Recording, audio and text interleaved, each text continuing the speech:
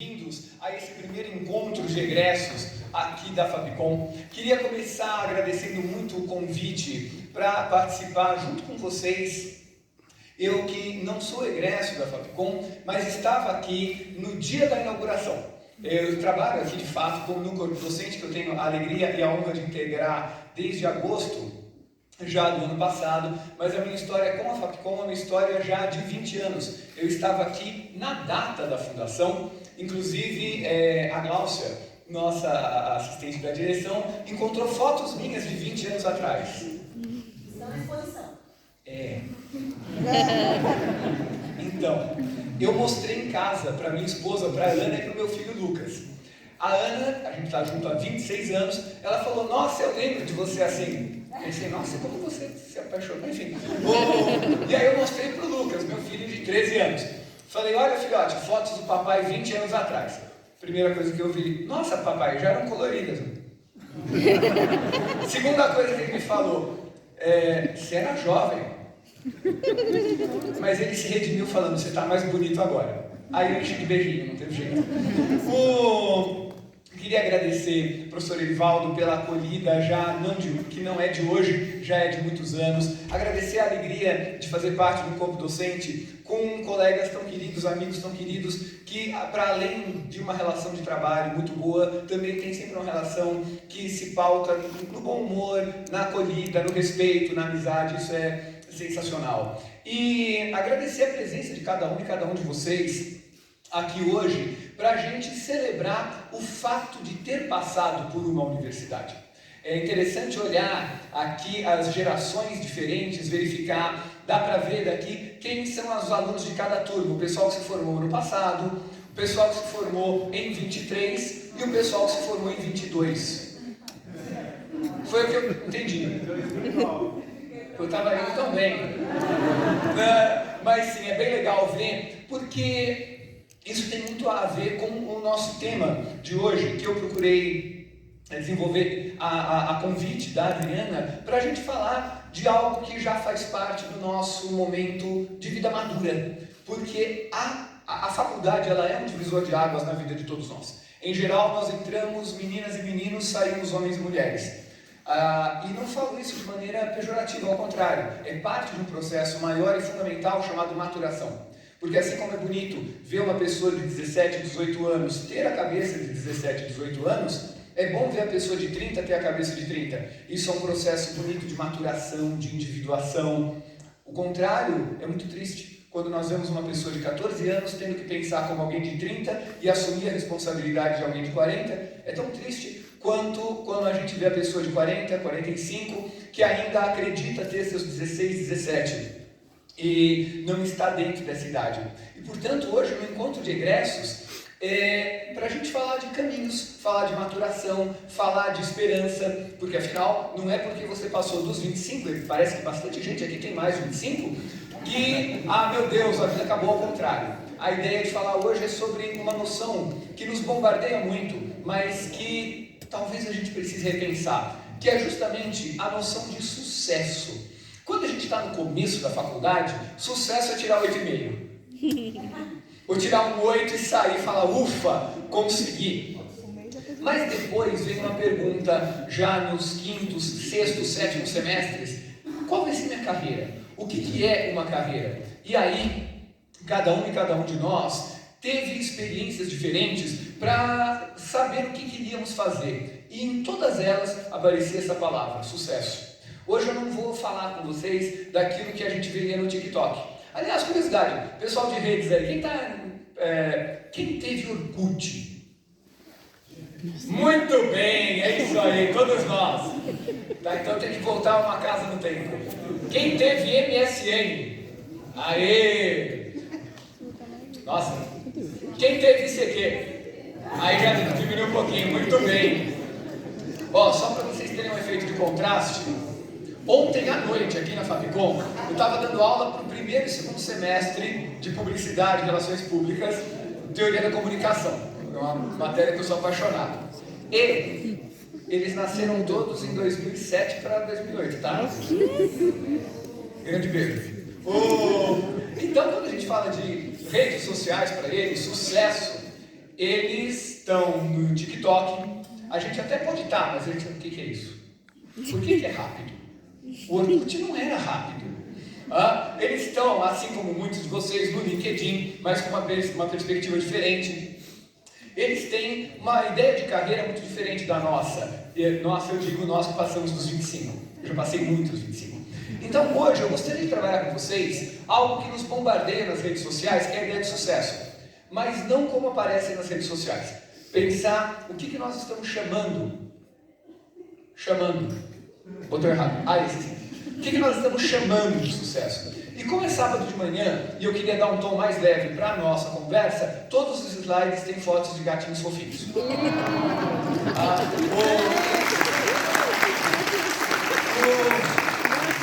Os gatos agradecem. Não, sábado de manhã ninguém merece fazer executivo, alguma coisa assim, até porque nós não vamos falar deles. Nós vamos falar de gatos fofinhos.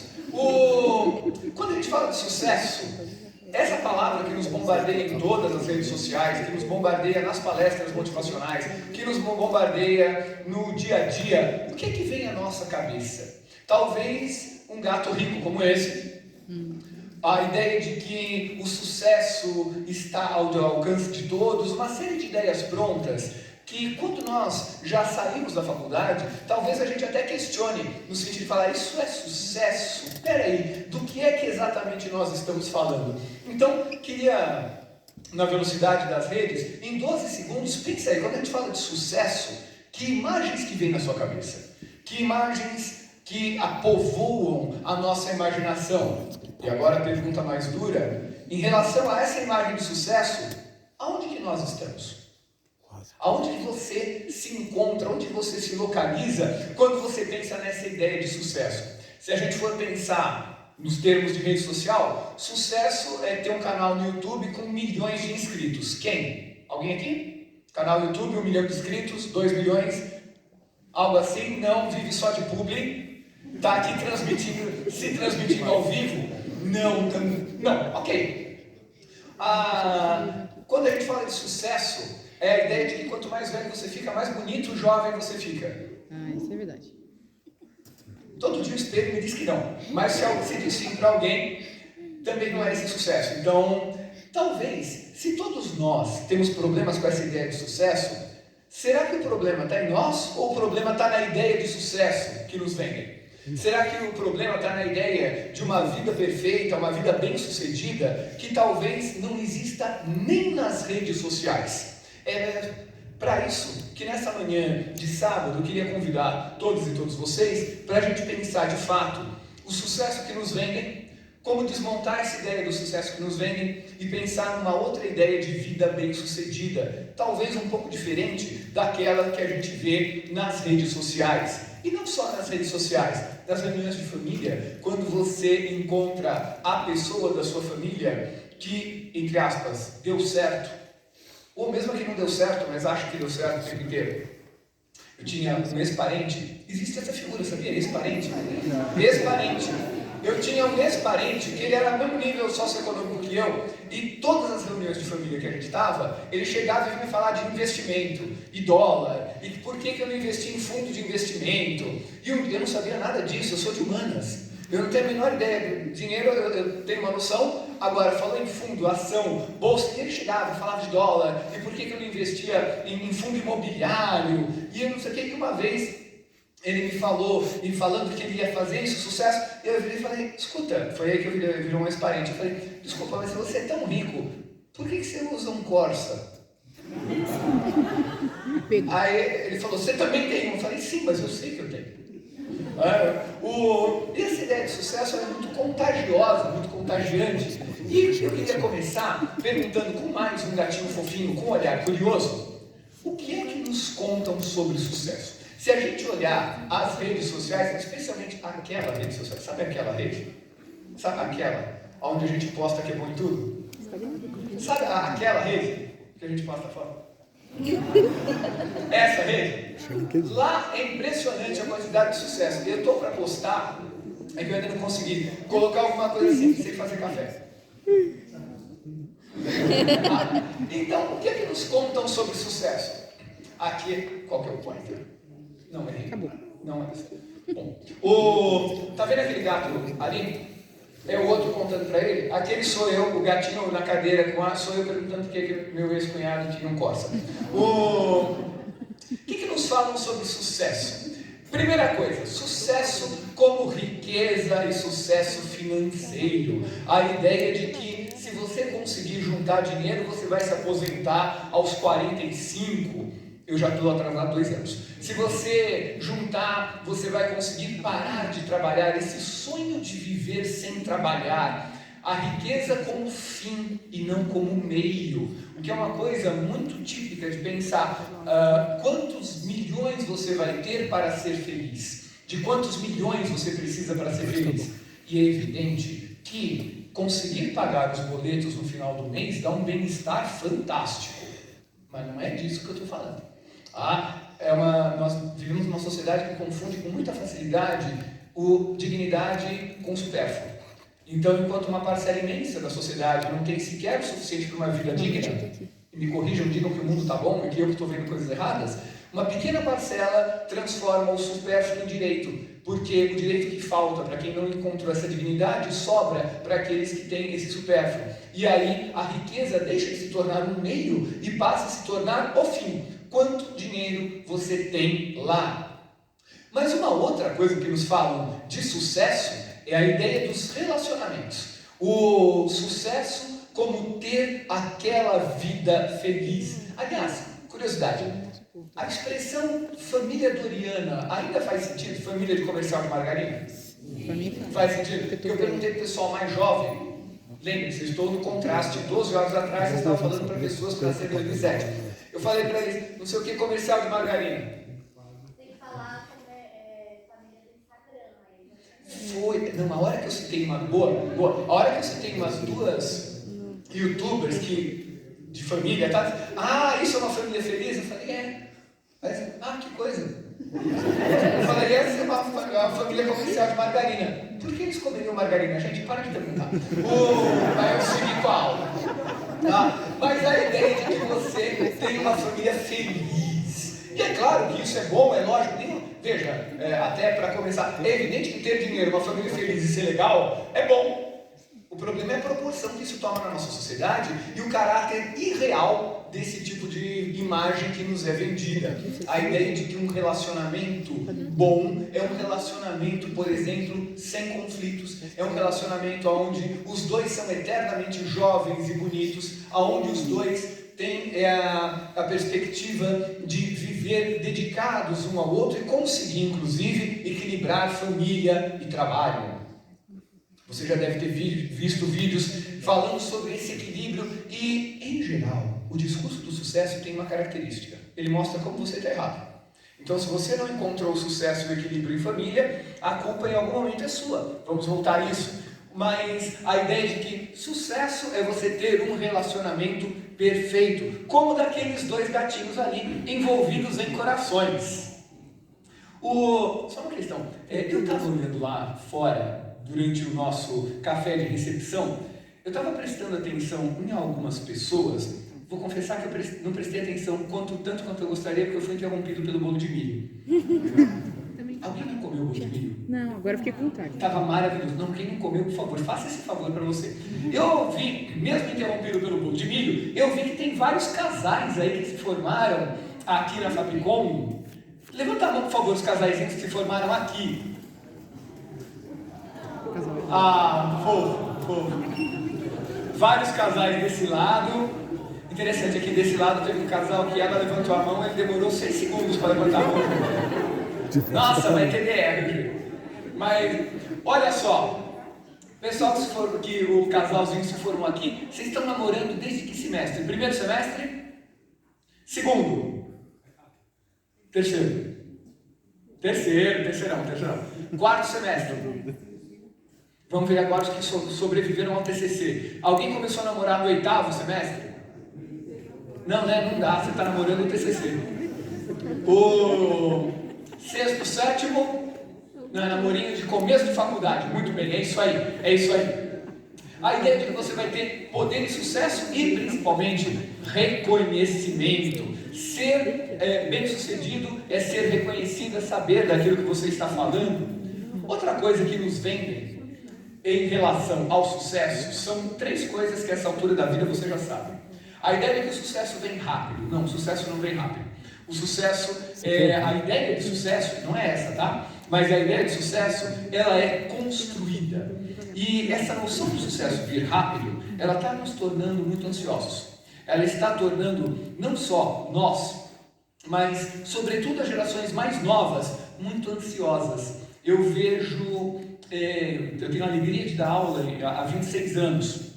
E sempre com o pessoal aí de 17, 18, uma coisa que eu não vi acontecer, eu vejo agora, é o pessoal de 19 para 20 anos tendo problemas e achando que não são bem-sucedidos. Por quê? Porque aos 19 não tem 1 milhão de seguidores na rede, não ganha bem, ainda mora com os pais.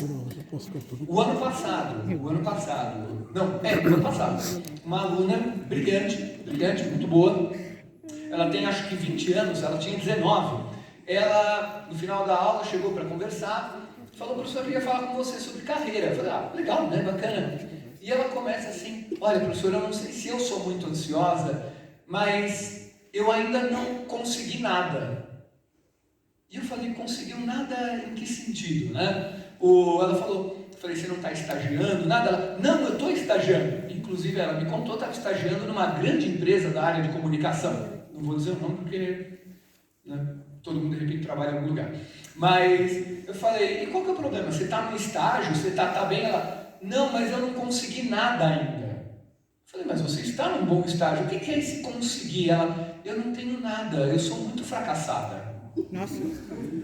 Aí eu falei: mas desculpa, fracassada de quê? O que você esperava? Aí ela começou a mostrar qual que era a fantasia que povoava a imaginação dela. Ela: não, eu vou fazer 20 anos, eu ainda moro com os meus pais. Eu morei com os meus pais até uns 30. Ela: eu moro com os meus pais, eu ainda não tenho um carro. Quem aqui tinha carro, comprou o próprio carro com 19 e 20? Não. Eu comprei ainda. Quem comprou com a herança da fortuna da família? Não. Não estou falando para um público de herdeiros, né? Não. Ah, foi mal. É bolsista. Ou pessoas que começaram lá de baixo e chegaram Pessoa no topo herdo rápido, dívida. o pai era o dono da indústria. Não chegou, ok. Mas me chamou muito a atenção, porque ela com 19 anos preocupada com isso. Não sou nada. Nessa fala: eu sou uma fracassada, eu não tenho nada. Eu falei: não, no estágio. Ela: então, mas o estágio é tudo que eu tenho. Eu não tenho ainda, eu não tenho um namorado fixo, só tenho rolos. Eu falei: gente, 19 anos, tá ok ter rolos, tá bom, é normal. Tá?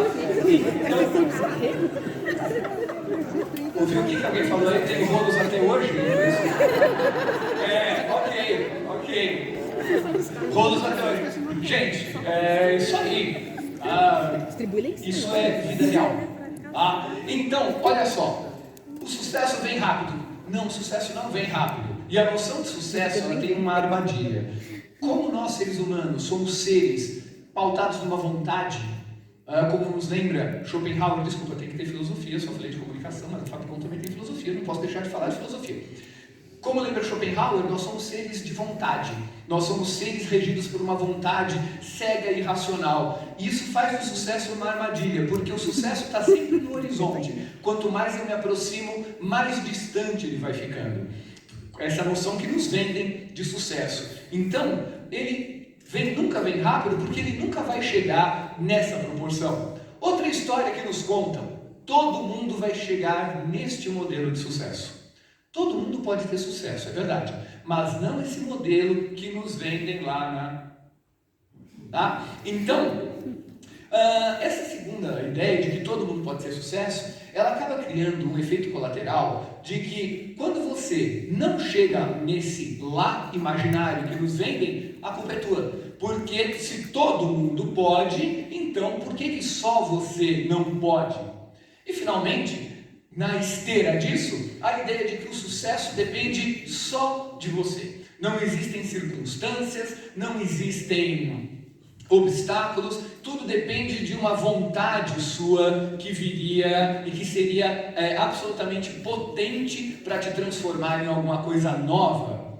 Eu escutei, eu estava numa situação profissional e num evento corporativo, muitos anos atrás, também não vou dizer qual corporação, mas a certa altura era um evento para todas as pessoas da corporação, desde CEO, diretores e até o pessoal que trabalhava em linha de produção. E escutei um colega, era uma sequência de palestras, e no final abriu para perguntas. E uma pessoa da linha de produção falou, o colega fez uma palestra muito empolgante sobre sucesso, exatamente o contrário da minha, inclusive. E aí, no final, falando que você pode ser o que você quiser, etc. Que o pessoal que vai lembrar dos anos 90, era curiosamente o slogan da Barbie, tudo que você quer ser. Mas isso eu lembrei aleatoriamente depois. No final, levanta uma pessoa, abriu para perguntas, levanta um senhor trabalhava na linha de montagem da grande corporação e falou, perguntou para esse meu colega, falou, gostei muito do que o senhor falou, eu trabalho na linha de montagem, na linha de produção, e eu queria saber, assim, nessa circunstância, como é que eu posso chegar aí onde o senhor está? Como é que eu posso chegar? Porque eu estou com mais de 30 anos e eu não sei bem como sair. E aí o colega palestrante virou e falou, você está aí na linha de montagem porque você quer. Claro. Você pode sair daí, no instante em que você sonhar com algo melhor, é que você sonha em ser isso que você é. Enquanto você não sonha mais alto, você vai ser isso aí.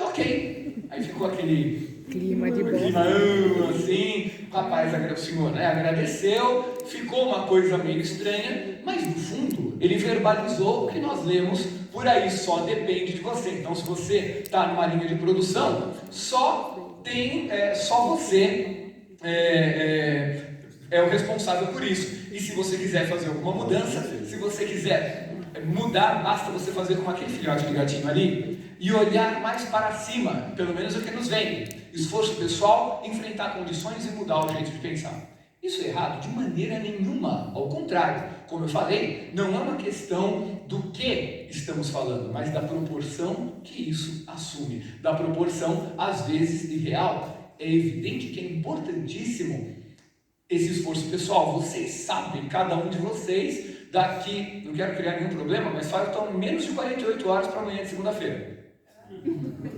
Viu só? Isso se chama desmotivacional. Então, você sabe o quanto esse esforço pessoal é importante e de maneira alguma eu tiraria a importância dele. Você sabe também o quanto você enfrentar as condições que você enfrenta todos os dias é importante.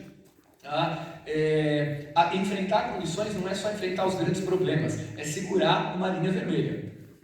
Entendedores entenderão. Ou a linha azul, ou a verde, ou a lilás, ou a amarela. Alguém vai levantar a mão e falar, eu venho com o meu carro super incrível. Não é também enfrentar o trânsito. Você não é porque isso você está fora. Tá? Então sim, e é importante mudar jeitos de pensar. Veja o que a faculdade faz com a gente entra pensando de um jeito, sai pensando de outro. Isso não é um problema de forma alguma, mas a proporção que ele assume é um pouco mais complicada. Por quê? Porque uma parte do que não te contaram é tão importante quanto. Tá vendo esse gatinho se escondendo? É a gente quando percebe que tem alguma coisa errada em todo esse discurso. Quando a gente ouve falar de sucesso, a gente pode fazer algumas perguntas. Primeiro, o que é essa vida normal, essa vida do comercial de margarina que nos vende? Não só porque ela é idealizada, mas como também existe um problema que aí até os campos da psicanálise nos ajudam a pensar. Quanto mais forte a noção ideal que eu crio de mim, mais a minha vida real vai ser pautada nessa idealização. Como essa idealização é impossível, mais eu me cobro para chegar naquilo que eu imagino que eu deveria ser. essa idealização, esse eu ideal, e aí como eu falei, estamos nos campos da psicanálise, esse eu ideal, ele cobra demais a gente. Então quando eu crio para mim a ideia de uma vida perfeita, a minha vida real imediatamente se torna imperfeita, imediatamente se torna um problema, porque o termo de comparação é muito alto. E primeiro ponto dessa vida normal, e aí talvez todas e todos aqui, em algum momento já tenham tido uma sensação de que todo mundo tem uma vida normal, menos você. Todo mundo tem aquela vida certinha, mas você, alguma coisa não deu certo. Até em termos de amostra, às vezes talvez você tenha tido a sensação de, pô, todos os meus amigos, todas as minhas amigas, terminou a faculdade, arranjou um emprego, noivou, casou, tem 2 filhos, está tudo bem com eles. Ok, que bom se estiver, mas essa ideia da vida normal pautada num bem-estar ideal, ela é bem complicada. Por quê? Porque isso nos leva a outro problema, a ideia do felizes para sempre, a ideia da felicidade como um estado, como uma coisa estática. E aí, vocês que já se formaram, vocês sabem que felicidade não é uma coisa estática. A única coisa estática, até onde a gente sabe, é a morte. A vida humana, ela vai ter momentos de felicidade, ela vai ter momentos de tristeza, e os dois são fundamentais porque a natureza humana é uma natureza múltipla, ela é uma natureza que inclui a felicidade, mas ela inclui também a tristeza, ela acolhe toda a luminosidade do momento bom, mas ela precisa acolher a sombra também, e a felicidade contínua e constante que nos vendem, ela cria novamente esse ideal absolutamente inatingível. Levanta a mão, por favor, de novo os casaizinhos que estão aqui. Agora pode se conhecer na Fapcom ou não? Todos os casais lá. Levanta a mão, por favor. Interessante, da primeira para a segunda vez que eu perguntei, teve um casal a menos. As coisas mudam rápido hoje em dia. Tá, ok, se vocês quiserem conversar. Depois, foi aquele que ela levantou a mão primeiro, aí ele não levantou, ela olhou, aí levantou. Tem aplicativo de divórcio já? O iChao? O By Tinder? Tunda. Olha só, os casais aí, certamente vocês são muito felizes, senão não estariam juntos, certo? Só tem uma resposta para essa pergunta. Mas no dia a dia, hoje, sábado, a hora de, sei lá, à tarde, a hora de fazer o mercado, a vida felizes para sempre tem um limite na hora que você vai lá no Hortifruti. A hora que você olha para a seção de verdura do Extra e fica naquela, o que a gente vai levar? Eu quero isso, mas eu não quero aquilo. Mas quem que vai cozinhar? Quem que vai viver a vida real? O felizes para sempre inclui a vida real. E esse felizes que nos vendem, infelizmente, não inclui a vida real. E uma última coisa que, curiosamente, nos vendem como sinônimo de sucesso, o poder descansar. Que privilégio, né? Vocês notam que tem algo errado numa sociedade onde descanso é privilégio. Vocês notam que deve ter algo muito errado numa sociedade onde a mesma pessoa toma energético de manhã para acordar e remédio para dormir à noite. E se é endêmico, é porque não é um problema só seu. A ideia que a gente pode pensar em ter sucesso trabalha justamente tentando desmontar essas noções preparadas a partir de 3 grandes contradições. A diferença entre possibilidade e probabilidade, entre oportunidade e condições e entre circunstância e esforço. A primeira, eu não vou ler as 3 não, mas a primeira, é claro que tem gente que por esforço próprio e todo mérito e com todo reconhecimento saiu de situações muito complicadas e chegou a esse sucesso que vendem. E o mérito é integralmente dessas pessoas.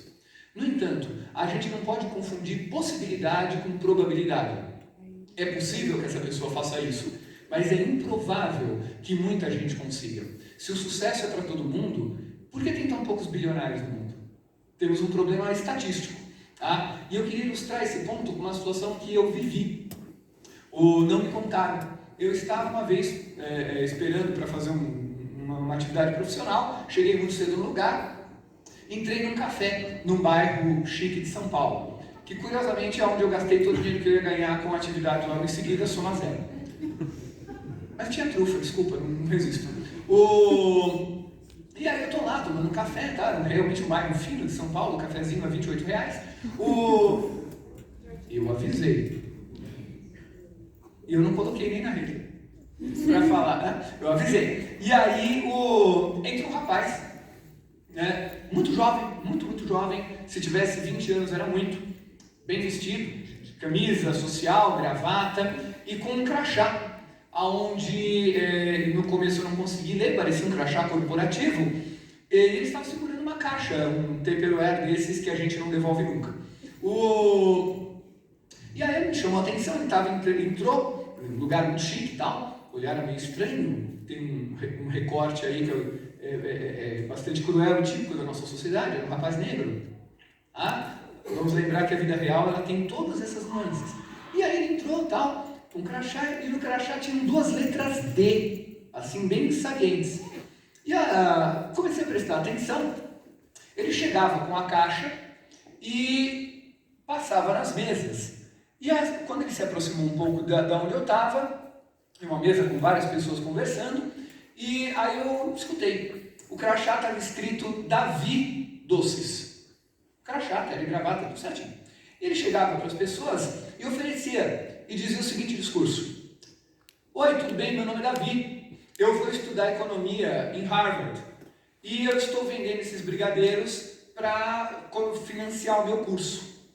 Como vocês podem imaginar, a receptividade era baixa, algumas pessoas nem paravam de conversar para prestar atenção nele. Teve uma das mesas que parou, comprou, e ele falava, olha, R$5 cada brigadeiro no Pix, ou no débito, eu tenho aqui débito também. Uma outra pessoa só falava com ele, alguns compraram, o ambiente não estava amigável, ele saiu, inclusive nem chegou perto da região ali onde eu estava, acabou saindo, e me chamou a atenção o discurso dele. Primeiro, todo o mérito dele, todo o mérito de encarar essa situação, de ir lá e fazer. Mérito dele, não da sociedade, mérito dele. Segundo, o discurso. Naquele dia eu resolvi fazer uma conta. Eu entrei no site da Universidade de Harvard para ver quanto custava o curso que ele queria fazer, o curso de economia. E eu fiz a conta ali em valores de 2023, 2024, para conseguir financiar o curso, ele teria que vender algo em torno de 230 mil brigadeiros. É uma conta aritmética, esse sucesso não chega para todo mundo. É uma conta simples. É claro que existe a possibilidade, e eu de coração espero que hoje ele esteja estudando em Harvard, mas a probabilidade é pequena. Uma das coisas desse discurso sobre o sucesso que nos vendem é misturar a probabilidade com a possibilidade. Possível é plenamente possível que eu chegue em casa e tenha um recado assim, seu tio desconhecido morreu, parabéns, esse Corolla híbrido é seu. Pouco provável, não tem tios para isso, né? Mas possível provável, bem pouco. A maior probabilidade é que quando eu chegar, o grande momento quando eu chegar em casa é que parece que o Lucas vai fazer um bolo mesclado para Ana e para mim hoje à tarde. E posso falar para vocês? Vale muito mais do que o Corolla híbrido. Então, e essa ideia, ela nos chega para mudar alguma coisinha. A ideia de que você dá o melhor de si, de que uma vida perfeita é uma vida feliz e uma vida bem sucedida, que você consegue tudo o que você quiser. Eu falei do Corolla porque aquele gato está dirigindo. Vocês já estão prestando atenção na parte tensa da nossa conversa, não estão prestando atenção nos gatinhos. Presta atenção nos gatinhos. Tem gato fofo em todo o slide. Depois, se vocês quiserem, eu mando só os gatinhos fofos para vocês. Não vou mandar uma apresentação dessa, mas mando gatinho fofo. A ideia de adaptabilidade, a ideia de dar o melhor, de novo, é ruim? Claro que não. Lógico, é bom a gente se adaptar, é fundamental você dar o melhor de si. A questão é o propósito e o objetivo que você vai colocar nisso, porque mentalidades não necessariamente pagam boletos. E para fechar essa parte aqui nossa, essa exigência do sucesso, ela tem alguns pontos colaterais, por isso que eu coloquei o gatinho desmaiado. A ideia de que para você chegar lá você não pode ter outra vida senão a vida dedicada a esse sucesso 24/7. E uma coisa que a gente faz, eu sei que vocês fazem, porque eu também faço, se comparar com os outros. Em geral você nunca se compara com quem está numa situação mais complicada. É sempre com aquele que está lá em cima. É sempre com aquele que você olha e aqui entre nós. A gente está numa reunião de egressos com pessoas de várias gerações, certo? Talvez alguém já tenha olhado para outra pessoa lá no café, em vez de olhar para o bolo de milho. E olhando e pensando, nossa, continua bonito. Ou o contrário, nossa, continua bonito. Nossa, eu devia ter investido quando eu pude. Alguns devem ter olhado e falar, nossa, aquele fulano ainda não tem cabelo branco nenhum, e eu? Essas comparações, elas são quase normais do ser humano, mas elas podem nos machucar quando elas ultrapassam um determinado limite. Quando a gente começa essa comparação com o irreal, daí as comparações infinitas que a gente faz. E aí queria jogar um ponto para vocês. Você já deve ter vivido, agora, todo mundo já tem aí uma carreira, ainda deve ter vivido um pouco desse ciclo da busca da perfeição. A ansiedade de tentar chegar lá e atingir um objetivo inatingível. E a maturidade é perceber esse ciclo. A gente dá o máximo para atingir um objetivo inatingível, e isso nos gera uma ansiedade muito grande. Justamente porque, como o objetivo é inatingível, quando você chega perto dele, você percebe que não dá. Por quê? Porque nós somos humanos. Mesmo você não dormindo 24 horas, nós temos limites. Quando você chega perto do objetivo inatingível, começa um outro ciclo, a culpa da descida. Alguém aqui já se sentiu culpado por descansar? Não estou produzindo, meu Deus, é um domingo à tarde e eu estou descansando. Que pessoa péssima que eu sou. Que horror, que exemplo eu vou dar para os meus filhos. É melhor eu não brincar. Alguém tem filhos aí? Pessoal, já tem filhos, beleza, ok? Já é pouca gente. É uma humanidade que não vai seguir muito tempo, pelo visto. Mas tudo bem. Paciência foi legal enquanto a nossa espécie era dominante. Você já deve ter sentido essa culpa com filho. E quem tem filho? E aí eu tomo a liberdade de fazer um recorte que eu aprendi com as minhas amigas. Não é ideia minha, não. A culpa de não fazer nada para quem é mãe é 500 vezes maior do que essa culpa para quem é pai. Por quê? No caso, e aí mulheres da sala, por favor, me corrijam, digam que o mundo está bonito e eu que não estou vendo. Se você se dedica muito ao trabalho, você não é uma boa mãe, você não se dedica em casa, você é culpada por não ser uma boa mãe.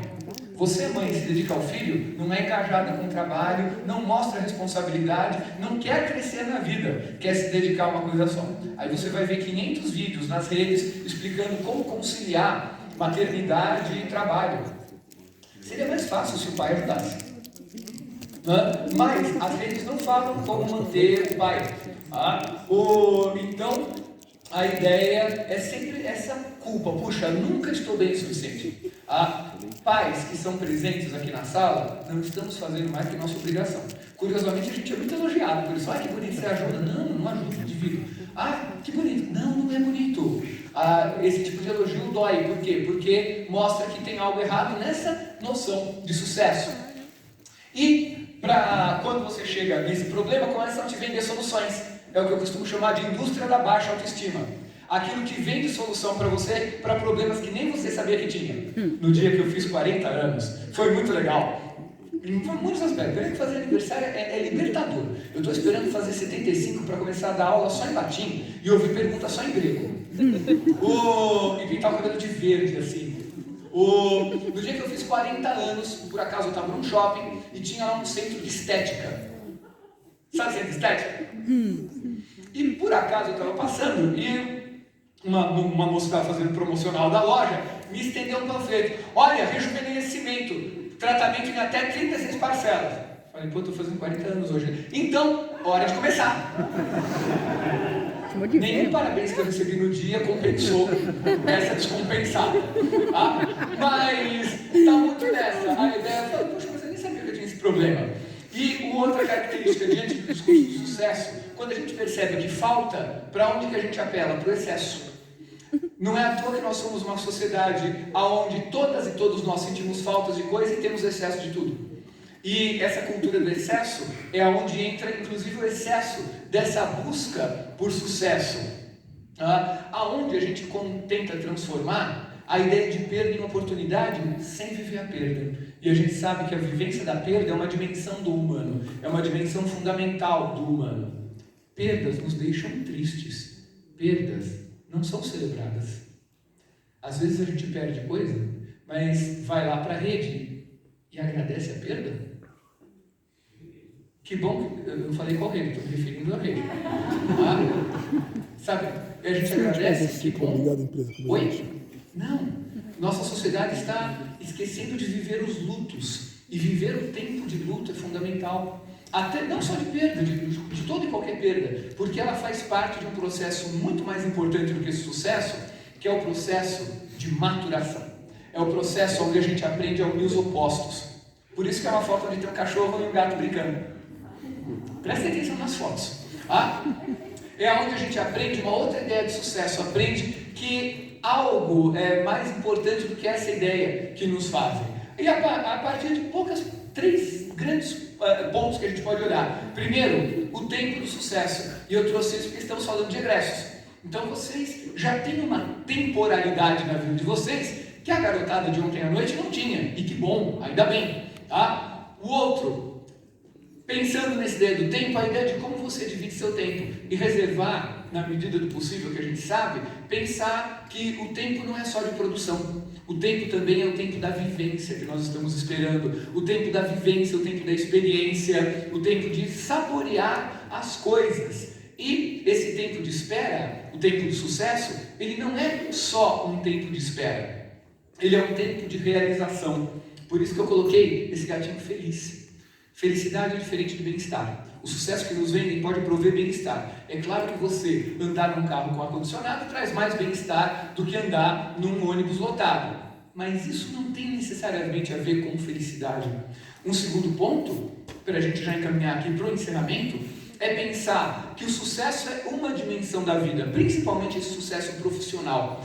Ele é uma dimensão da vida, ele não se confunde com a vida. A vida tem mais coisa. E isso não requer esperar para fazer o sucesso. Porque nós aprendemos que o sucesso está sempre lá, o que nós temos jamais é o suficiente. De novo, não vai deixar de se esforçar por isso, não é isso?